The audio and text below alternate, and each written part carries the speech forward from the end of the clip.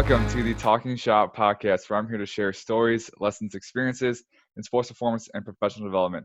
I am joined by future PhD, Dr. Future Keith Scruggs, Assistant Strength and Conditioning Coach at University of South Carolina for beach volleyball, indoor volleyball, and men's soccer. How are you doing today? Man, I'm great. And how you living? Good. It's always a good day when I can record a podcast and catch up with friends. So Keith has been all around the U.S. doing a ton of different stuff in the sports performance field. He's a CSCS with distinction, PhD candidate, which I know we will get into.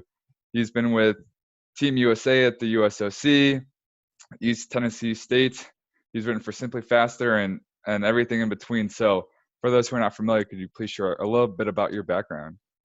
Yeah, so we'll just take it back to the beginning, man, the beginning of time. So I played all sports growing up, but I'm mostly focused on baseball and football.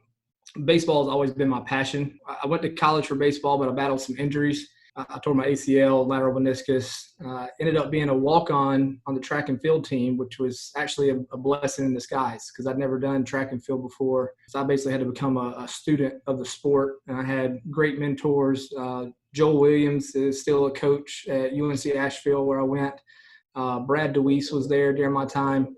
And unfortunately, I battled another injury. My senior year, I tore my superior labrum rotator cuff, being dumb, playing flag football. And I know I shouldn't have, but when you're an athlete, it's just hard. You go out and you play and you're competitive. It's just hard to get away from that. But that injury actually led to me being an assistant coach because I was on scholarship. I asked Brad and I asked our athletic director if I could earn my scholarship. I just didn't want to be there and be a bump on the log. So my senior year, I actually started coaching under Brad and strength conditioning, working with – I had men's and women's soccer, men's and women's tennis, assisted with women's basketball, men's basketball, baseball, track and field. And another student that was a student athlete that was there as well, my teammate Simon Hockey, kind of went the same route. He's now at Texas A&M, and my former roommate and teammate Omar Ahmad was under Brad as well, and he spent some time at Mizzou. So it's just strange.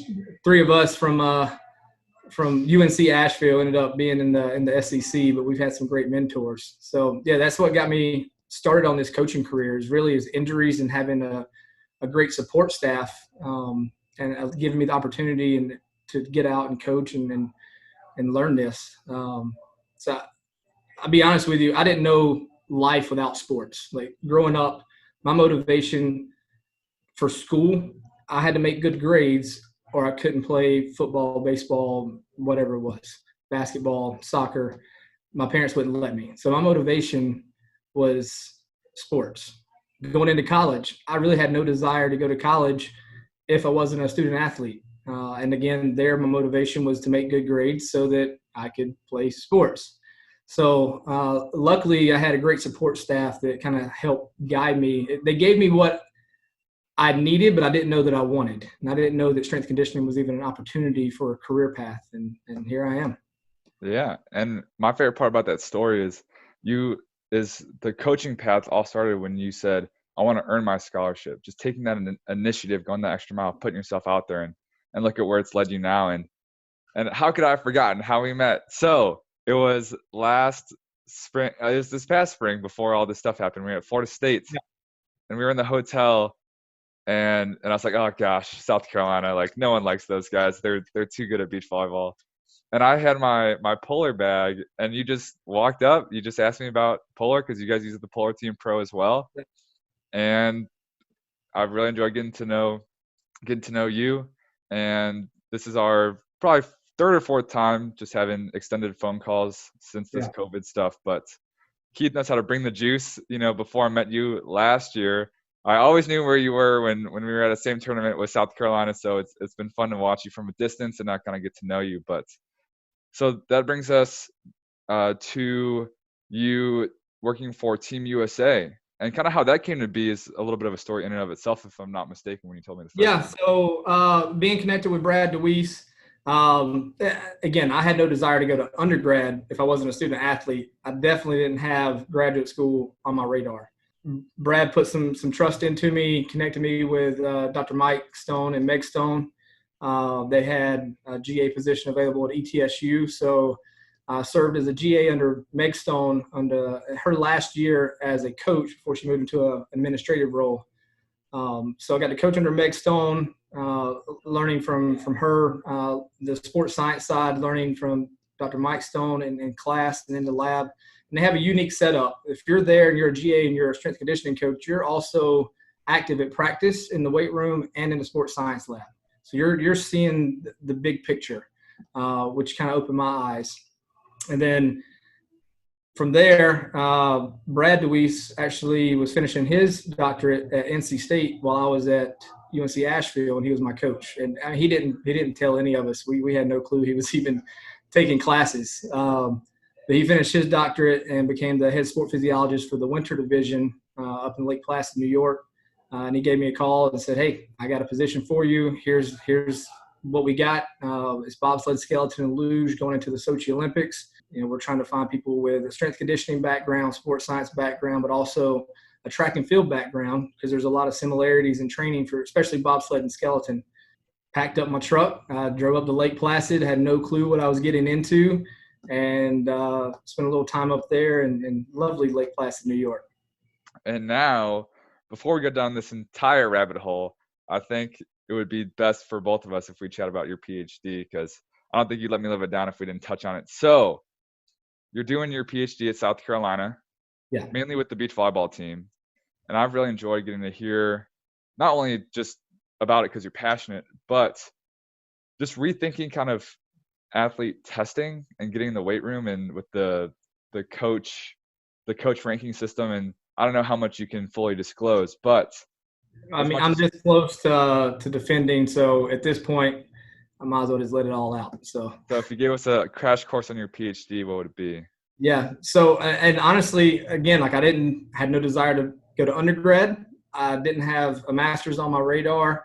I definitely didn't have a PhD on my radar. But after Lake Placid, I was having a difficult time getting back into the collegiate setting. I didn't understand the structure and the system of, it was so specific. You're a collegiate strength and conditioning coach, a high school strength and conditioning coach, you're a professional, you're Olympic. So I was having a difficult time. So I took a little pit stop in Greenville, South Carolina. I got connected with Darren Holmes. He pitched for the Yankees, won a World Series with them in '98. Ended up pitching with the Atlanta Braves. And he was based out of Greenville, working for the hospital system, the Stedman Hawkins Clinic. So I ended up working with him for a while. We worked with professional baseball players, high school baseball players. We also were the home training site for USA Karate and USA Paracycling at the time. And I held combines for USA Bobsled and Skeleton. But he left, and I knew at that point I wanted to get back in the collegiate setting. So I made some connections down here at South Carolina. Went in and I was commuting from Greenville to Columbia, an hour-and-a-half commute. I was volunteering several times a week, started taking classes once to twice a week, and then made the move down here and was lucky enough to be given beach volleyball. So I went from ice sports, winter sports, to sand beach volleyball sports, which is complete polar opposites. But I started my PhD program just out of interest. I wanted to become a better coach, and I felt like there was a missing component to my arsenal, to my toolbox. So I got into the motor development, motor control program, and started applying some of the stuff that I learned in my master's program with Doc Stone, and stuff we did with Brad at the USOC, things we were doing at the Stedman Hawkins Clinic up in Greenville, and just kind of combining all that stuff with stuff that I was learning.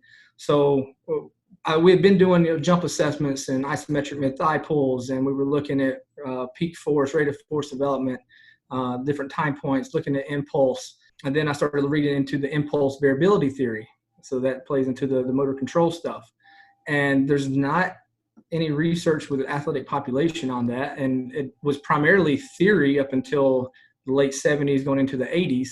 And then they started doing some research with that, but again, not with an athletic population. So I sort of just started trying to combine what the different worlds, if you will, but to me, they're the same world. It all applies. And a lot of what I've taken from that has come from childhood development literature. and application to, and try to find a way to make that applicable to the athletic population. So I started looking at impulse momentum. So impulse is traditionally found as force times time if you're using force plates. The impulse momentum theorem is change of momentum times system mass is equal to force times time. So through that, we didn't have force plates when I got here. We had Tendo units. So I just tried to make it work. So we started doing combined some jump assessments we did in the past, just using the Tendo unit and doing a static squat jump assessment. Squat down, 3, 2, 1, jump as high and as fast as you can. So I started looking at peak velocity off of that, and then using the peak velocity. So from 0, your squat down, static start, 0 to your peak velocity, which occurs just before toe off, and taking their body weight or system mass, I can calculate impulse from that. So I started looking at impulse, looking at their peak velocity, applying the impulse variability theory. So in the thought behind that was, if it's a maximal effort task, an assessment, you should, if you're a good athlete, skilled athlete, you have command of your body, you should be pretty consistent with your output each time, because it's maximal effort. They got full recovery in between each repetition. So I started just kind of looking at the numbers, comparing those to each other and to each individual. Then I started talking to the coaches and looking at how they rank the players. Or for beach volleyball, for those that don't know, there's 10 starters. There's 5 pairs. So you rank them, your 1s pairs, 2s pairs, 3s pairs, 4s pairs, 5s pairs. So 1s being the best pair, and then down the line. So from that, I had to rank them as starters versus non-starters, but also overall, who's our best skilled players. In your opinion, just pure beach volleyball skill-wise, who's our best players? So I just started crunching numbers. Being a part-time nerd, I just started crunching numbers and found that there was something there to it, and I just need to dig into it a little bit more, and that's what led to my questions for my dissertation. So on top of that, the traditional assessments we do in strength conditioning. Now, don't get me wrong. I love to lift, and I love lifting heavy. I think squats may be the cure to cancer. We don't know that yet, but I love them. I love Olympic lifting. I've written several articles with Brad DeWeese on weightlifting derivatives. They're in the Strength Conditioning Journal. I love all that stuff. But we have to look at our 2 ROIs. What's our return on investment, and what's our risk of injury? I don't really want to max, especially week 1. Like right now, we've got athletes coming back, freshmen I've never seen move before. I'm not going to load them up and do a 1-rep max back squat or hex bar or power clean. It just wouldn't be wise. There's a high risk of injury, low return on investment. In season, even if it's a returner, don't necessarily want to do a 1-rep max on any of those either, because it's very taxing on the body. There's also an increased risk of injury, and what information does it really give me, especially from a training standpoint, and trying to come up with percentages or ranges they should be in, as long as we're in the right range. It's not an exact science. It doesn't have to be 92.5 kilos. As long as we're in the range and we're using our critical thinking skills and we're communicating with the athletes, and if we're using Tendo units and tracking it, we're in the right zones. I don't get overly anal about being specific with those numbers, with the load. So I started part 1 of the dissertation, or aim 1, was just compare the novel assessments. So just looking at jump velocity and peak velocity and looking at impulse momentum, and then comparing those to traditional assessments in strength conditioning. So I had 1-rep max front squat. I use front squat, not back squat. That's just how I do things. It may be a little different. And there's also not a lot of literature on front squats as an assessment and a comparative assessment in the literature. Hex bar deadlift or trap bar deadlift, power clean, vertical jump, approach vertical jump, med ball between legs forward, or scoop toss. And again, there's not a whole lot of literature on that either. And then the T-test, agility test. So out of those, impulse and peak velocity had the highest association to all of those. So it gave me at least some information and had some association to all of those assessments, to where squats were associated with hex bar and they were associated with power cleans. And then vertical jump was associated with approach vertical jump, and also associated with the med ball toss. and a slight association to front squat and hex bar. But peak velocity and impulse momentum had the highest association to all of those. So from there, I also took their rank, so ran a Spearman correlation to, out of all these traditional assessments and the two novel assessments or markers, which one of those have the highest association to rank. So that's what kind of kickstarted the dissertation process and diving deeper into the rabbit hole. And out of all those assessments, it was impulse and then peak velocity, and then it was a little bit of a gap, and then it was front squats, and then it was hex bar and vertical jump, approach vertical jump, and then down the line. Kind of just adapted my philosophy on athlete monitoring from this process as well. So time and energy are two things in the collegiate setting. Once you spend them, you don't get them back. They need to be invested. So with the limitations we have due to NCAA compliance rules, I only have limited time with them anyway. So I just had to make sure that I found the most efficient assessments and the ones that gave me the biggest bang for our buck. We did the same thing when I was in Lake Placid for the bobsled skeleton combine. They used to have, I think it was 14, 16 different assessments that they used, and we basically did the same thing there, and we boiled it down to 3. These 3 give you the biggest bang for your buck from a recruitment standpoint. So when they do a combine, and then they recruit people out of that to go further into the development program. So then I've tied in the variability part, and there's no research out there right now with athletic populations looking at variance or intercept variance or variability for these assessments. So the ones that we do multiple trials for, vertical jump, approach vertical jump, the agility test, the med ball throw, and then the jump squat. We do multiple trials of those. So out of 5 trials, I looked at, all right, how big is your bandwidth of error? So if you're like a roller coaster up and down, think it's not an exact analogy, but think of like if you have a car and you got 8 cylinders, sometimes you step on the gas and you get all 8. Sometimes you step on the gas, you get 5. You want to be pretty consistent with those. And then the theory behind that is if you can't turn it on fast and consistently, what about for decelerations and landing mechanics? Does that increase the risk of a non-contact ACL injury? I don't know. That's future research, so we won't go down into that yet. But what I found was to pure rank, none of those, looking at intercept variance, none of those had a significant association to pure rank. Then I started looking at them from starters versus non-starters. So is there a significant difference between starters and non-starters?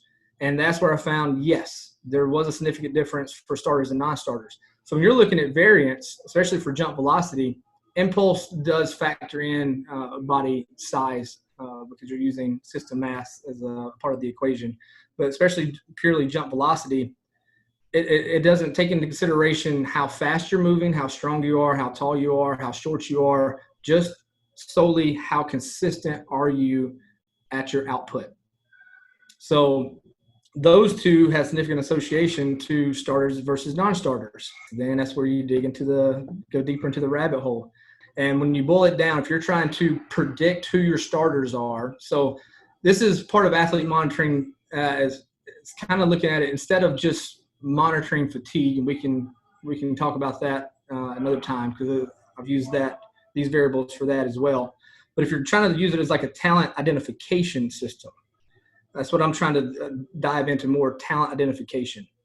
So if you had to pick 2 of those, so a maximal effort and then a variability, the best 2 to pick are jump velocity maximal and jump velocity variance. And out of those, it predicted starters 100% of the time, and it predicted the non-starters 90% of the time. So it had a 95% accuracy rate. If you choose the best 3, and this is where I throw a curveball in there, impulse maximum, vertical jump displacement maximum, and jump velocity variance, if you combine those three predicted starters versus non-starters 100% of the time. And not just for my dissertation data for 1 year, 1 team, but for the last 4 years. So that's pretty good odds there. My favorite part, or one of my favorite parts, is tying it back into what's the goal of all of this training and all of this testing is to get the athletes on the sand competing and to get them competing at a high level. in that coach component, them being the relative experts of their sport, right? That's the end goal, is to ball out. And also the variability. You know, if you're going up for 100% jump and swing every time, is it your actual 100%? You know, how consistent can you be? And if you don't know what 100% is and you're not consistent at 100% and you got to dial it in. So it's like for beach volleyball, like if you're trying to hit a cut shot, it's not 100%. You got to dial it down, let's say to 75% to make sure that you hit it in the right zone and you're also staying in bounds, in line. If you can't dial it into 100%, how are you going to dial it into 75%? So, and again, that's where all this came from, is because over the years, you go to a sport coach and you say, you know, so-and-so improved their max squat, you know, by 30 pounds. Okay. So what? Oh, the vertical went up 1.5 inches. Okay. So what? And the word I kept hearing from coaches over the years was, that's good and all. Good for you for getting them stronger, getting them faster, jumping higher, but they're still just not consistent enough on the court or on the field or wherever they're at. So I just kept hearing that word consistent. And especially for like bobsled skeleton, those starts are very, very important. So general rule of thumb for those is for every 100th of a second that you have a lead off the start, and assuming you have a good line, you're not scrubbing walls and creating friction and slowing yourself down, that could lead up to a 1/10 of a second lead at the bottom when you cross the finish line. And the difference between first place and third place a lot of times is less than a 1/10 of a second. And that's cumulative runs too. So we're talking about cumulative runs. So like we had a girl in 2014, Sochi, like one of our female skeleton athletes, she lost out on bronze by 1/1000th of a second. And it's consistent. When you're doing cumulative runs of 4 runs, and you've got to be consistent on each one of those, if you're consistent, if you're 50-50, 2 runs are great, phenomenal, you're in the top 3, and 2 runs are, you're at the bottom half, you're not going to be on the podium. So that's kind of where it stemmed from that, is kind of trying to create our standard of excellence and have a talent identification system to what's going to match the sport. So again, I thought that if it applies there, why can't it apply to the collegiate setting? And beach volleyball is the newest NCAA sport, and it's the fastest growing NCAA sport ever. And there's no literature on it. And we've talked about that and stuff that you were doing for your thesis. We don't even know what the physical demands of the game are.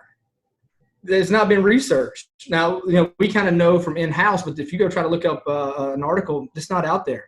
So it's taken a couple years for me and you both to just figure out, what are we working with? What's our team look like? What's the physical demands of the game? What are some things that we need to start identifying that are critical for performance? So I'm trying to get that information out there. Now, we want to keep some of it in-house. So, you know, you don't want to let all your trade secrets out. But, again, I'm not opposed to sharing information. I mean, we sparked off a great conversation and seeing what you were doing with Polar. What am I doing with Polar? What's your objective with it? What are you going to publish out of it? What are we going to publish out of it? So, like, yeah, that's what needs to happen, because until we know, especially a sport like that, what the physical demands are, and then also from a coaching standpoint, from a talent identification standpoint, what are we looking for? What's going to help us either maintain or exceed our previous standard of excellence? And if you want to continue being in the top 5, top 10, even top 20 in the nation, you've got to figure out what those variables are. So I'm hoping this is going to help us from a strength and conditioning standpoint, but I'm hoping that sport coaches will see there's actually some value of what we provide as strength conditioning coaches / sports scientists outside of just lifting and looking at their heart rate numbers. You know, and that's the bad thing about strength conditioning, is there's no good way right now to quantify our value. And, you know, you ask a sport coach, you ask the athletes, they value us. But when it comes to, I don't want to go too deep into this, when it comes to money, how do you justify that to an administrator when they're looking for quantitative assessment?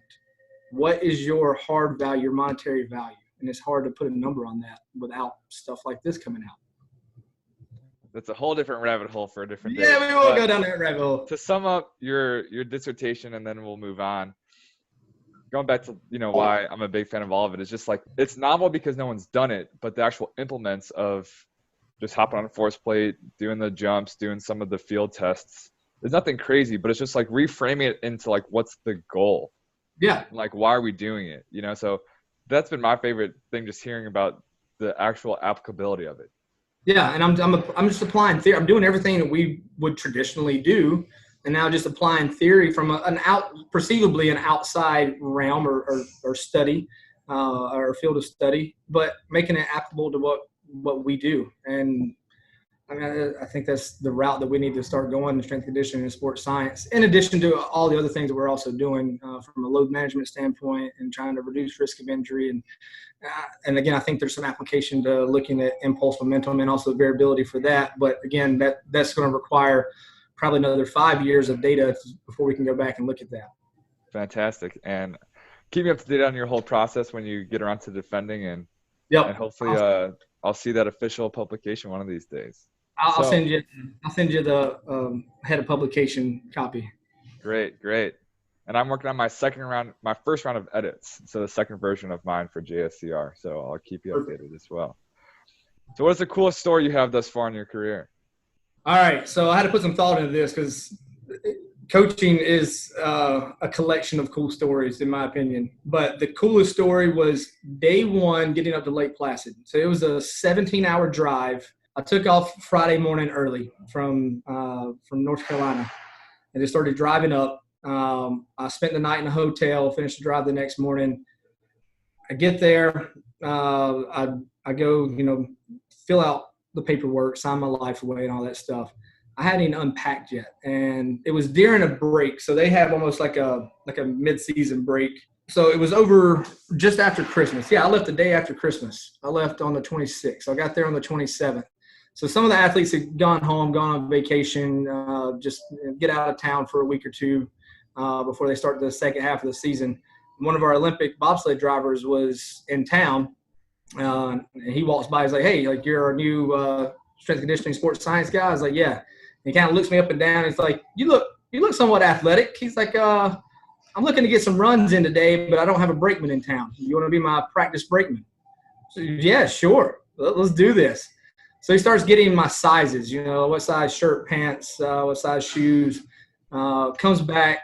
He brings me a burn suit. I was like, well, what do I need a burn suit for? He's like, well, if we happen to flip over on ice going above 80 miles an hour, it will burn your skin. I was like, okay. I had no clue what I was getting myself into, man. It was wild. Then he brings me some spikes. So it's similar to like sprinter spikes. But instead of having like big spikes, it's got a bunch of little tiny spikes on them to grip the ice. So we drive up to the bobsled track. We have to go into the shed. I had no clue what goes into a day of just to go get a few runs in. Go into the shop. He's got to prep the sled. He's got to prep the runners. We got to get everything ready to go. Load it up onto a truck. Truck takes it up to the top of the mountain. We got to unload it off the truck, get it over to the start ramp. Then you do your warm up. After all that, you do your dynamic warm-up and get ready. And that first ride, man, I had no clue what to expect. I'm in the back. He gives me the cue. We push it off. I jump in the back. I duck my head down. I'm holding on to the handles. He said, I'll tap you when we get to the bottom, and you just pull this handle for the brakes. All right. The best way to describe that is like a 60-second car crash. When you don't know what to expect, you're not anticipating the curves and you're not going with it, your head's just banging side to side. You got a helmet on, but you're hitting the side of the sled. The G-forces are just pushing your face down between your legs. Like, I didn't think I was that flexible, but I became very flexible after that ride. It was 14 degrees outside that day. I remember that. And my heart rate probably got up to 180, 190 in that 60 seconds. And I was sweating. When I got to the bottom of the hill, it's 14 degrees, and I'm sweating like I'm in Columbia, South Carolina in July. It was so wild, but, man, my adrenaline was pumping. And I realized at that moment exactly why they did what they did. And with that, being able to not even just speak that language, but even just doing one run, like now you just get it a little bit more. Yeah. And like just having that experience on your first day probably changed how you thought about and saw and just like viewed that whole experience of working with such a unique sport. if I'm not mistaken. But yeah, I mean, just like, going from baseball to track and field in college, I had to become a student of the sport. I had to learn something new. I'm going to coach and work with us. I'm from North Carolina. I had I had no clue what bobsled skeleton was. I'd seen cool runnings, but I had no clue. But to get in there, become a student of the sport, and build that trust and build those relationships with those athletes, it's just so they saw that I was taking interest in what they did and wanting to learn exactly what they did and what the physical toll on the body of just going out to practice that day was like. Because they usually cap them at 3 runs. And we did 3 runs that day. I'm certain I was concussed. I'm for sure certain that I was concussed that day. I was seeing stars. Man, I got out of the truck. This was on another day, but we did 4 runs that day with another guy, one of our developmental guys. But we did 4 runs, and I'm pretty sure that 4th run got the best of both of us. We drive back. Oh, man, I'm in the passenger seat. He gets out of his car. I think he had a CRV or something like that, small midsize SUV, and leaves the door open, leaves the car running, and just starts walking into the building. I'm like, hey, man, where are you going? He's like, oh, yeah. He comes back. He just closes the door. I was like, your car's still running, man. What are you doing? He's like, oh, man. He's like, yeah, I'm out of it right now. I'm out of it. I'm still seeing stars.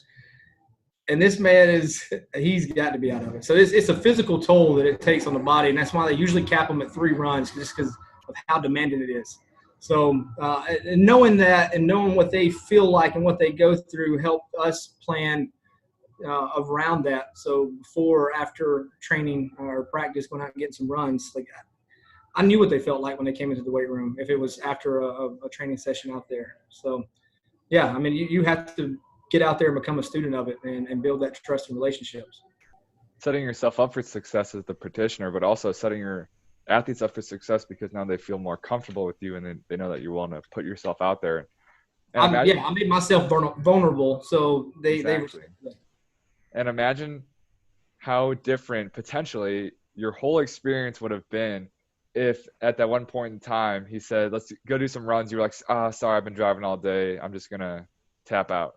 Exactly. How would he have thought? What would have been his perception of me and my personality and my desire to be there to coach?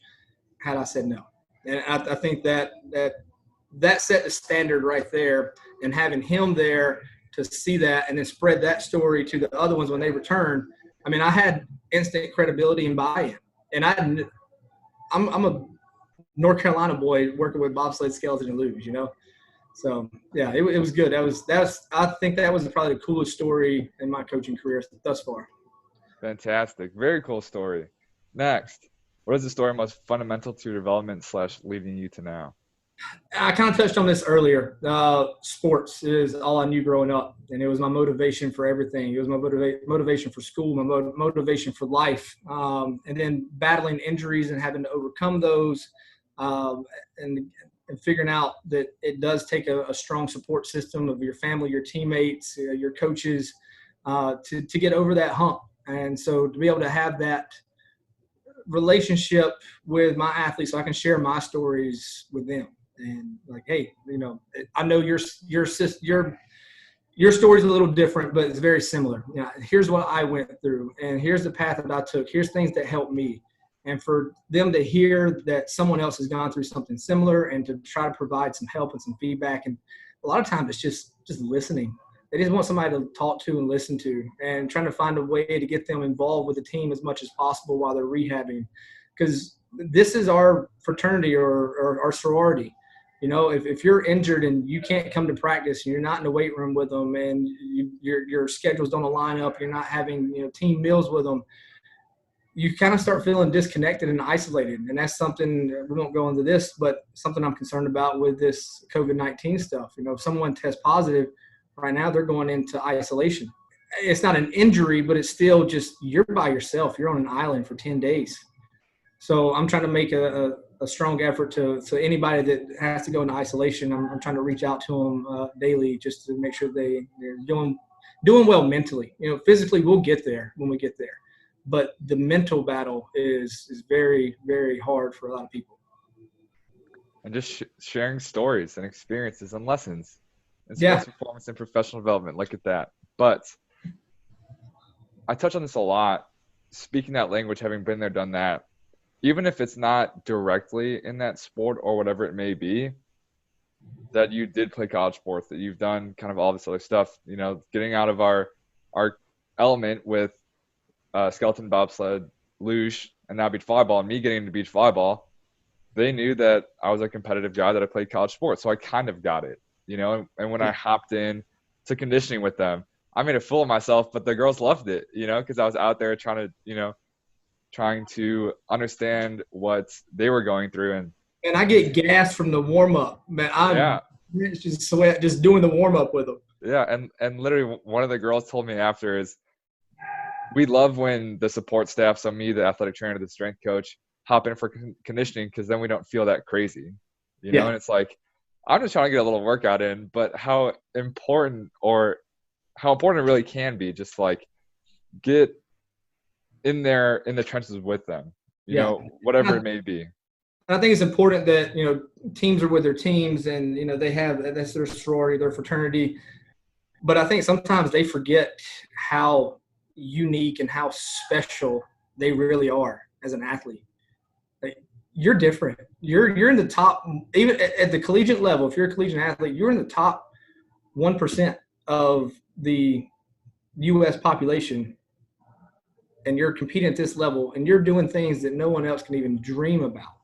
So, yeah, I think it's sometimes good for them to kind of just see that, all right, like this was a former athlete, but I'm struggling with this, but at least I don't look like that guy. Yeah, exactly. The quickest way to build bond is just try to pass some serves. That's all you got to do. Oh, my God. I can serve, I can set, I can slam. Don't ask me to pass. The balls will be shanked everywhere. Yeah, if the girls would like go in on and off it just to play a little bit, they would sometimes text me and like I would do everything correctly, like all the movements. I just wouldn't be able to execute it because I understand the game very well up here. Yeah. Or I'd like mess something up. I'm like, oh man, I should have done something else. They're like, yeah, that's right. It's like I watch it all day, every day. So it's just going, just getting your feet wet and hopping in. Second last big question. What's the story you're most proud of thus far?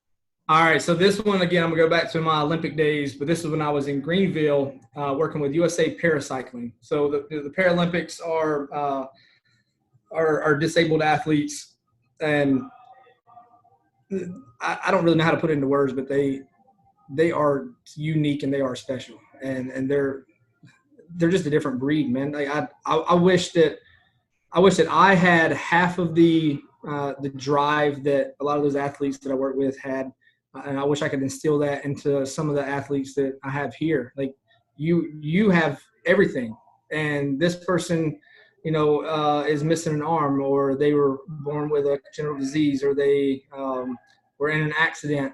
So one guy in particular, story I'm most proud of, is a guy named Ryan Boyle. I'm gonna share this with him just because I love that guy. He's so funny.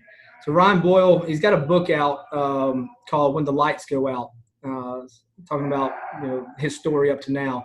When he was little, he was at a friend's birthday party, and they were on. Remember the big wheels? They had the big wheel in the front, and two little wheels in the back. Yeah.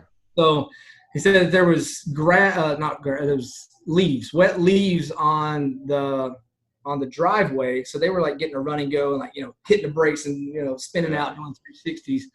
He spun out into the road at the same time that a truck came by, and he was hit when I think he was 7 or 8 years old. So he was in a coma for a while, came out of the coma. They had to take out, he had so much brain swelling, they had to remove part of his cerebellum. So the cerebellum helps with coordination of movement. So they had to remove part of his cerebellum. They told him he'd never walk again. And he went through rehab for several years, got function of his arms. He was in a wheelchair. He started doing some arm cycling. This guy had so much drive, he started walking again. He had function of his legs. Now, he had to use a walker at first, and he moved on to a cane. And he looked like an old drunk man when he was walking, because a little uncoordinated and staggering a little bit. But not only that, he actually qualified to get his license so that he could drive. Like, this guy has so much internal drive. Like, you're never going to be able to walk again. Okay, I'm going to walk. You're never going to be able to drive a car. Okay, I'm going to drive a car. This guy has so much drive. So I've been training him one-on-one, getting ready for the 2013, 2014 World Championships. So I just finished up with a group of baseball players in the outdoor area. That we had a turf area, and we had like some tires out there. So I met him outside in the parking lot. I walk in with him just to chat every day. To go back a little bit, not only did he learn how to walk with a walker and then a cane, he ended up building his confidence up to where he just started walking without his cane. So we're walking in, and there were some steps to come in. So I always would meet him out there just in case. I trusted him, but I just wanted to be there just in case. So he started walking without his cane. So we're walking past the turf area, and there's a tire there. He's like, what do y'all do use for those tires? It's like tire flips. Like, you ever seen anybody do tire flips? He's like, yeah, I've seen some people, I've seen some videos of that. He's like, think I can try it? I was like, this dude can barely stand up and walk by himself. Like, I'm having to be there just I know he's got all the confidence in the world, but I need to be there just in case. So I was like, let's get through our warm-up, and then we'll think about it. He didn't let it go. Once we finished the warm-up, he's like, tire flip? All right, fine. All right, let's go do this. Let's go over some ground rules. I'm going to be here for you. So, I stood behind him. He squatted down. He got underneath the tire. I had my hand on his back, one hand ready at his chest just in case he fell forward. He picked his tire up. He flipped it. And I'm not talking about like got it up and just like he got under it and flipped it. And then he just starts beating his chest and roaring like he's King Kong. Dude, that as a coach, it's a simple thing. It's a tire flip. But knowing the context of this kid and what he went through, that was a huge accomplishment. And he went on to win gold at the 2013-14 World Championships. He won silver medal in the 2016 Paralympic Games.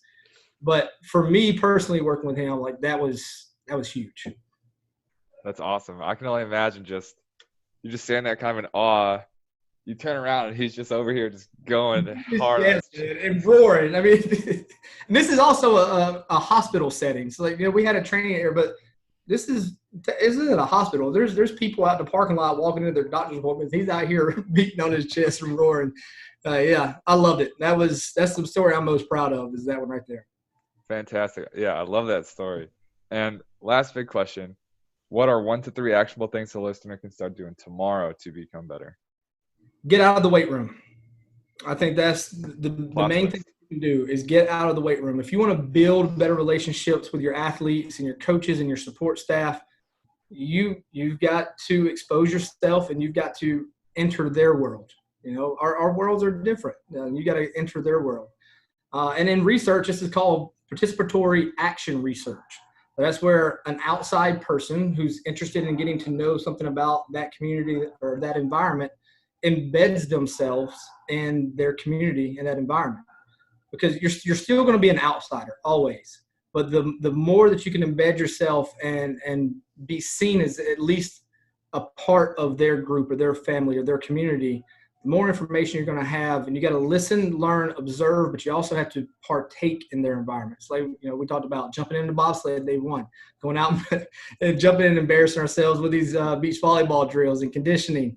You've got to partake, listen, learn, observe, but also partake in their environment. And then they'll be more likely to buy into your environment in the weight room and conditioning. And that goes for the players and the coaches and the sports staff. Definitely. Get out of the weight room, enter their world, partake. Not fully speaking that language, but you'll understand just a little bit more. Yeah. And they'll know that you're trying and that effort and being vulnerable, like you said earlier, and putting all that stuff together. So, it's funny how getting out of the weight room can improve the weight room. Exactly. Yeah. Not that's you're not doing it. Oh, so I can get more bar so we can do more stuff. It has to be obviously genuine, but kind of just stepping back, and it's like, how do I want them, or I want them to have more buy-in, try harder, trust me in the weight room. How can I do that? Yeah, you want them to see that you're interested in them. Like, I know when I first got here, like I would go out to the beach volleyball practice, and I'd walk into the facility, and they kind of like freeze up and like, hey, why are you here? We have conditioning today? No, I'm just here to watch. I'm here to learn. I'm here to listen. I'm here to observe. We have nothing with me today. I'm just here. I'm trying to learn as much as I can. And it took a little while. I think they always thought I was going to trick them one day, like, "Ooh, surprise conditioning." No, I'm actually here trying to learn and trying to figure out what it is and what it's going to take to get you all prepared for your sport and for this season. So opening the floor up to you now. Where can the listeners get more of you? I'm not very active on social media. I'm gonna be honest with you. And one good thing about being here at South Carolina is we have our like creative marketing and media department. Also, our SIDs are very active. So I don't post, I don't record when I'm coaching.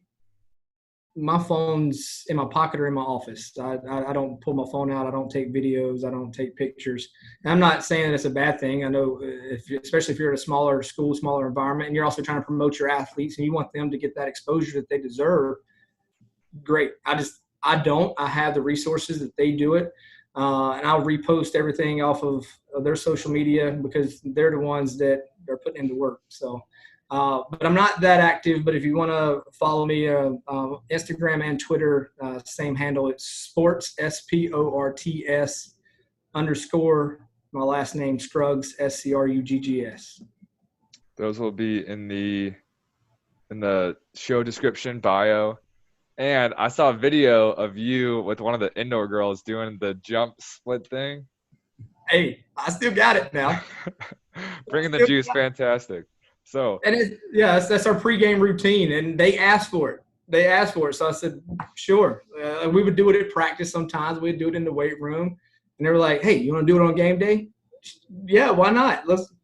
It's whatever y'all want, whatever's going to get you checked in, and it's keeping some type of normalcy of what we do in our day to day when the cameras aren't on, and when the audience isn't here, and when the other team's not here. We're just doing our thing, man. It's all about them. But yeah, I'm getting older, but I practice what I preach. I can still jump. Thank you very much for those awesome stories, and I look forward to chatting next. Yeah, man. Give me a call anytime. You know my phone's always ready to receive your texts or calls.